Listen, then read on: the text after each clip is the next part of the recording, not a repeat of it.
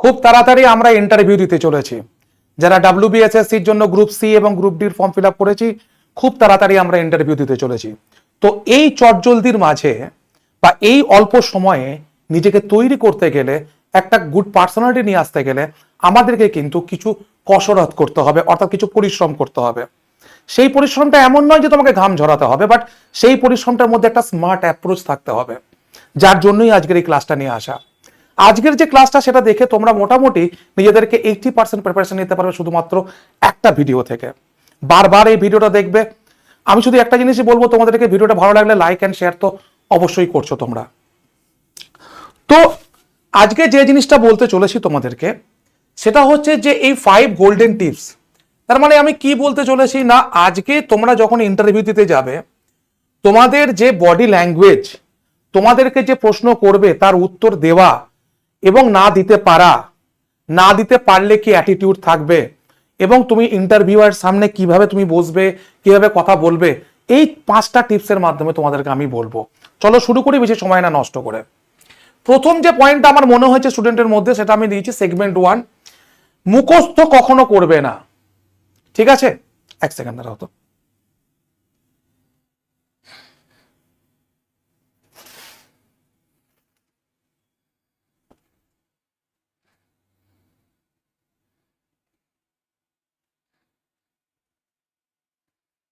দেখো, মুখস্থ আমরা করব না। ইন্টারভিউ বোর্ডে যারা থাকে সেটা তারা তোমাদের থেকে অনেক বেশি চালাক। তারা বুঝে যাবে তুমি মুখস্থ বলছো। অতএব কোনো একটা জিনিস ধরো তোমাদেরকে আমরা পড়িয়েছি, সেটা ধরো তুমি কমন পেয়ে গেলে, তুমি কিন্তু মুখস্থর আকারে বলবে না। ইন্টারভিউ মানে তোমাকে জাজ করবে না তুমি কত বড় বিদ্বান মানুষ। ইন্টারভিউ মানে তোমাকে জাজ করা হবে তোমার পার্সোনালিটি, অর্থাৎ তুমি ডিফিকাল্ট সিচুয়েশন ফেস করতে পারো কিনা, তুমি কোনো একটা কমপ্লেক্স সিচুয়েশনকে হ্যান্ডেল করতে পারছো কিনা, যে সিচুয়েশনে তোমাকে ইচ্ছা করে ফেলা হচ্ছে সেই সিচুয়েশন থেকে তুমি বেরিয়ে আসতে পারছো কিনা, এই জায়গাগুলি কিন্তু খেয়াল করে। আর আমাদের ঠিক উল্টোটা মনে হয় যে কতটা কোশ্চেনের সঠিক উত্তর আমরা দিয়ে আসছি, একদম নয়। দেখো একটা এক্সাম্পল দিয়েছি, why do you want this job. যখনই এই প্রশ্নগুলো করেছি আমি প্রচুর ইন্টারভিউ নিয়েছি, আমি তোমাদেরকে আগে 2-3টে ভিডিওতে বলেছি। তো সেখানে স্টুডেন্টদেরকে কে কোথা থেকে শিখিয়ে দেয় কে জানে, এইরকম ভাবে বলতে শুরু করে যে ছোটবেলা থেকে আমার এই কাজটা করার খুব ইচ্ছা ছিল, ছোটবেলা থেকে আমার টিচার হওয়ার খুব ইচ্ছা ছিল, ছোটবেলা থেকে আমার ক্লার্কের।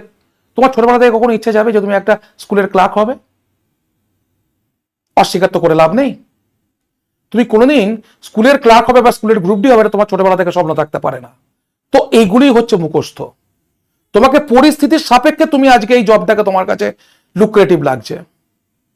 পরিস্থিতি যে হ্যাঁ একটা সরকারি চাকরি, বাড়ির কাছে চাকরি, যেটা আমাকে 60 বছর আমাকে টাকা দেবে, টাকা দেওয়ার পর আমি পেনশন পাবো, এটা তোমার কাছে হচ্ছে লুক্রেটিভ জায়গা।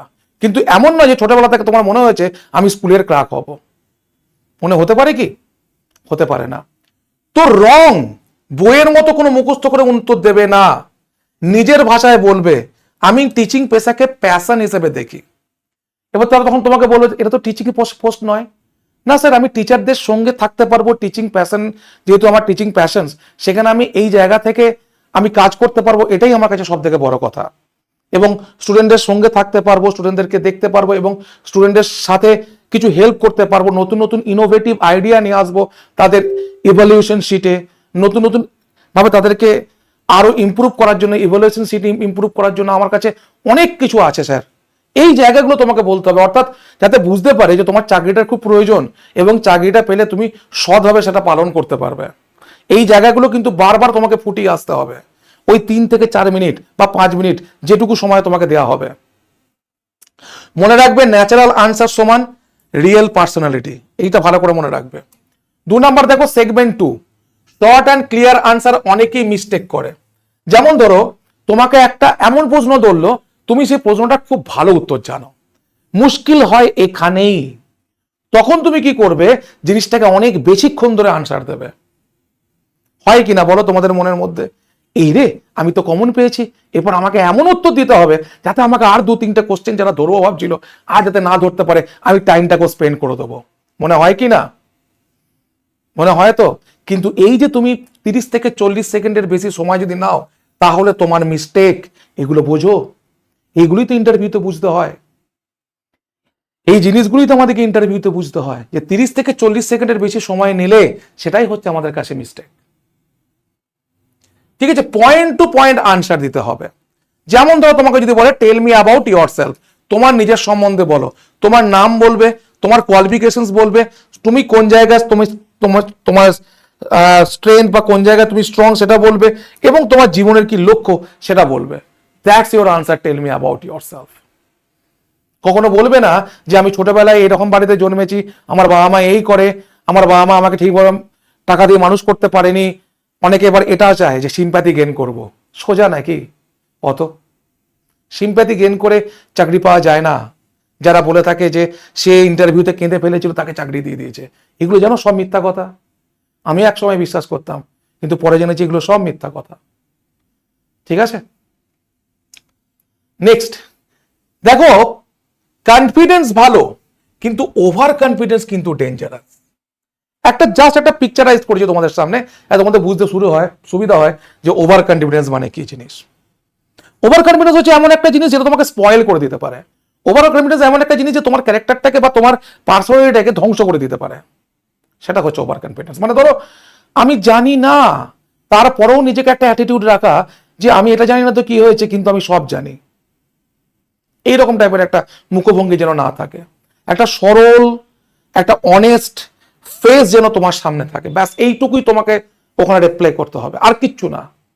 ভালো করে বোঝো, I know everything attitude argument করা এটা কিন্তু একদম নয়। অর্থাৎ যদি মনে করো সেই সময়ে দাঁড়িয়ে তোমার মনে হয় ইন্টারভিউ বোর্ডে কেউ ভুল আনসার বললো বা তোমাকে ভুল ব্যাখ্যা করলো, তো তোমাকে একটা জিনিস জিজ্ঞেস করলো, তুমি বলতে পারলে না, বললো এটা তো আপনি ঠিক বললেন না, জিনিসটা হচ্ছে এটা। তোমার বুঝতে পারছো যে তুমি যে উনি হয়তো ঠিক ইনফরমেশন দিচ্ছেন না, তাও কিন্তু তুমি আর্গুমেন্ট করবে না।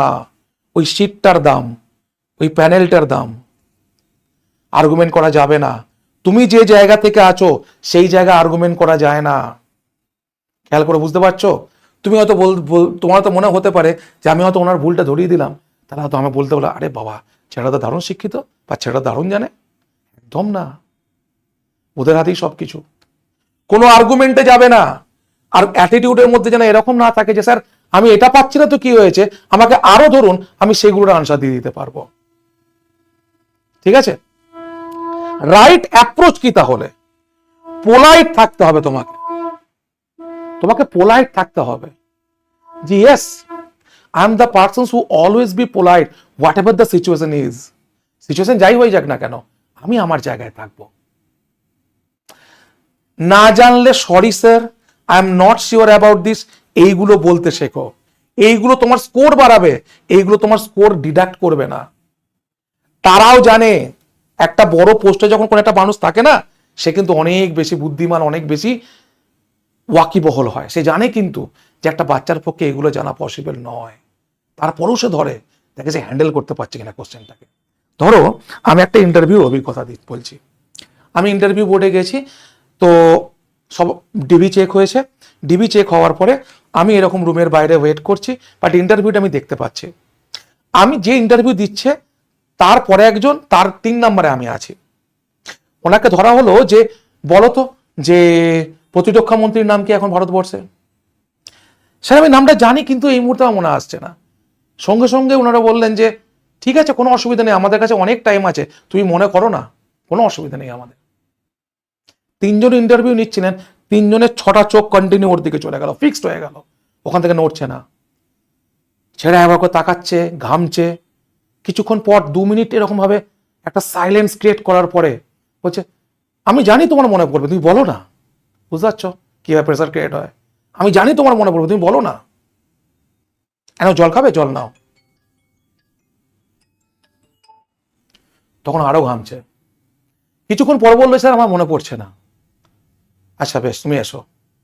এটা আমার আজও মনে আছে, because I have faced many interviews in my life after getting preparations of after cracking the examinations like prelim, main, blah blah blah, bank বলো, এসএসসি বলো, সবই। ঠিক আছে, তো আর্গুমেন্টে যাব না এবং পোলাইট থাকতে হবে, মিথ্যা কথা বলবে না। অনেস্টি যদি দেখাতে পারো, সিলেকশনের চান্স তোমার কিন্তু বাড়বে। ঠিক আছে, অনেস্টি যদি দেখাতে পারো তোমার সিলেকশনের চান্স কিন্তু বাড়বে। নেক্সট দেখো সেকশন 4, স্মাইল হচ্ছে গেম চেঞ্জার। দেখো স্মাইল আলাদা আর লাফ আলাদা। তুমি যখন তোমার বন্ধুদের সঙ্গে যখন হাসাহাসি করো সেটা হচ্ছে লাভ, আর স্মাইল হচ্ছে তোমার কনফিডেন্সকে শো করে। বুঝতে পেরেছো? একটা সিম্পল দুটো পিকচার দিয়েছি, দেখে বুঝতে পারবে। এই পিকচারটা আমার বেশি অথেন্টিক লাগছে ভারতবর্ষের ক্ষেত্রে, আর যদি তুমি বিদেশ হয় তাহলে হয়তো এরকম পিকচার হয়, কিন্তু এই পিকচারটা বেশি অথেন্টিক। হালকা হাসি মুখে, সবসময় এরকম যেন প্রস্তুত তুমি, যে তুমি যাই প্রশ্ন করুন না স্যার আমি চেষ্টা তো করবো, এইরকম টাইপের অ্যাটিটিউড থাকুক, যে আপনি প্রশ্ন করুন না স্যার আমি চেষ্টা তো করবো। ঠিক আছে, আমি দেখো লিখে দিয়েছি যে সিলেকশন ডিসাইড করতে পারে। ঠিক আছে, এন্টার করার সময় স্মাইল থাকবে, আনসার দেওয়ার সময় স্মাইল থাকবে, কাম একটা ফেস থাকবে। কাম ফেস বলতে তুমি পারছো তখনও যে ফেসটা, তুমি উত্তর দিতে পারছো তখনও যে ফেসটা, আবার উত্তর দিতে পারছো না তখনও সেম ফেস। তখন যেন এরকম না হয়ে যায়, এরকম যেন না হয়ে যায়। ঠিক আছে, এটাই ওরা চায়। কিন্তু কনফিডেন্স দেখাবেন, পজিটিভ ইমপ্রেশন তৈরি হবে।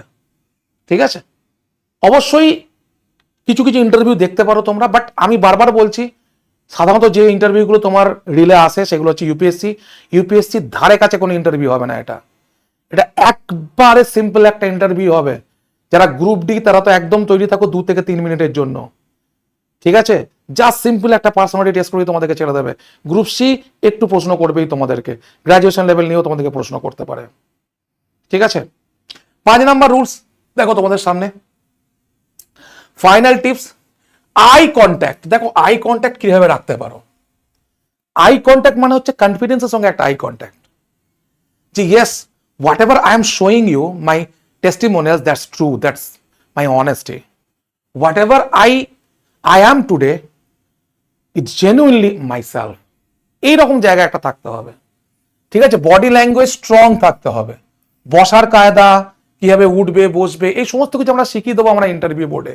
দেখো আমাদের ইন্টারভিউ যে নতুন ক্লাস আসছে সেখানে প্রথম হচ্ছে প্রতিটা টিচার 3 থেকে 4টে করে ভিডিও দেবে। আমাদের কাছে 6-7টা টিচার আছে, মোটামুটি তোমরা 20টার মতো ভিডিও পাবে। পার্সোনালিটি টেস্ট কেমন তোমরা ধরো ড্রেস পরবে, কেউ হয়তো কোনো টিচার শেখাবেন তোমাদেরকে কেমন করে ড্রেস পরবে, কোনো টিচার শেখাবে হয়তো তোমাদেরকে কেমন করে আপনি ঢুকবেন, কিভাবে কথা বলবেন, এরকম সমস্ত কিছু বোঝানো হবে। তারপরে 2 থেকে 3টে তোমাদের মক টেস্ট আসবে। মক টেস্ট বলতে তোমরা সামনে একটা চেয়ার নিয়ে বসবে, একটা লাইট রাখবে, অবশ্যই ভালো হয় তাহলে আমাদের দেখতে। আমরা তোমাকে সামনাসামনি ইন্টারভিউ নেবো এবং সেই ইন্টারভিউ রেকর্ডিং, ইন্টারভিউর পুঙ্খানুপুঙ্খ বিচার সমস্ত কিছু তুমি পাবে। কিন্তু ওই রেকর্ডিং তুমি ছাড়া অন্য কেউ দেখতে পাবে না। আমি বারবার বলছি, কারোর রেকর্ডিং অন্য কেউ দেখতে পাবে না, একমাত্র সে ছাড়া। কিন্তু যেগুলো সবার জন্য দেওয়া হবে এই 20টা, সেটা সবাই দেখতে পাবে। ঠিক আছে, তো এই ইন্টারভিউ আজকে 17 তারিখ, আজ থেকে শুরু হয়ে যাচ্ছে। যারা জয়েন করতে চাও তারা এই নাম্বারে মেসেজ করবে 7908100347। ঠিক আছে, 499 টাকা ফুল কোর্সের দাম, আর কিছু দিতে হবে না তোমাদেরকে। এই হচ্ছে তোমাদের প্রাইস। ঠিক আছে, ভয়েস ক্লিয়ার রাখতে হবে। মনে রাখবে নলেজ প্লাস প্রেজেন্টেশন সমান হচ্ছে সিলেকশন। নলেজ বলতে এটাই যে আমার ইন্টারভিউ দেওয়ার নলেজ আছে, নলেজ বলতে এটাই আমার পার্সোনালিটির ওপর নলেজ আছে। নলেজ মানে এটা নয় যে আমি বিশ্ব ব্রহ্মাণ্ডের সবকিছু জানি। বেশ, আজ এ পর্যন্তই। শুধুমাত্র এটুকুই বলার ছিল। মাঝে মাঝে উদ্বেগ হয়, মাঝে মাঝে চিন্তা হয়, মাঝে মাঝে মনে হয় যে এই জায়গাগুলো বলে দিলে স্টুডেন্টের সুবিধা হবে, তাই তো ভিডিও নিয়ে আসা তোমাদের সামনে। তো যারা ইন্টারভিউতে যোগ দিতে চাও আমাদের পেড ব্যাচে, তারা 7908100347 এই নাম্বারে মেসেজ করবে। আর সবাই ভালো থাকবে, কনফিডেন্স থাকো। পরীক্ষা যখন ভালো দিয়েছো, আসল জায়গা যখন পেরিয়ে গেছো, এই জায়গাটাও অনায়াসে পেরিয়ে যেতে পারবে। বাট একটা জিনিস, নিজের মধ্যে কনফিডেন্স আনো, ওভার কনফিডেন্স না। Thank you.